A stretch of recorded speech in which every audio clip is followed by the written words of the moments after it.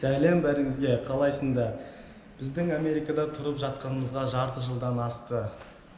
Біз Америкаға грин карта арқылы келдік. Грин карта лотерея ойнап ұтып алдық. Жанұяммен бірге келдім Америкаға. Америкада таныс дос балалар күтіп алды. Америкада бастапқы кезде жер үйде тұрдық. Жер үйде $1200 төлеп тұрдық ай сайын. Қазіргі кезде үлкен апартментқа шықтық. Апартмент $1600 плюс комуслуга где-то $200 шығады. Америкаға келгеннен кейін 1-2 аптаның ішінде жұмыс іздеп жұмыс таптым. Жұмысқа орналастым. Сағатына $10-13 төлейді.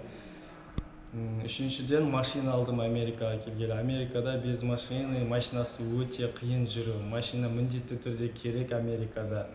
Қай штатта тұрсаң да. Машина алдым, 3 айдың ішінде алдық машинаны.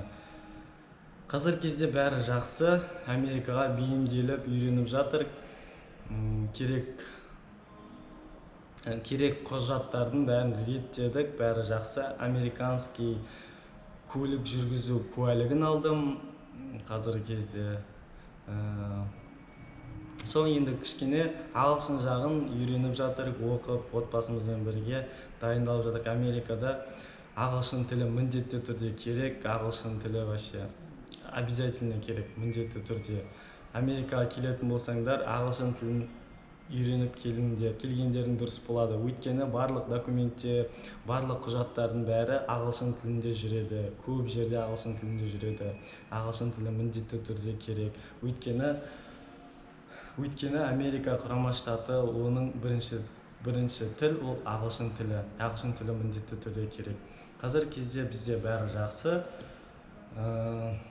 Жұмысымыз бар, үйіміз тұрып жатқан үйіміз жақсы, машинамыз бар, Аллаға шүкір.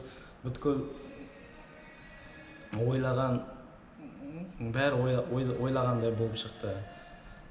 Тағы да айтатын нәрсе көп.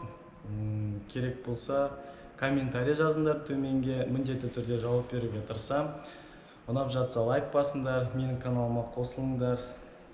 Рахмет бәріңізге, қарағандарыңызға. Сұрақ болса қойыңыздар, обязательно жауап беруге тырысам.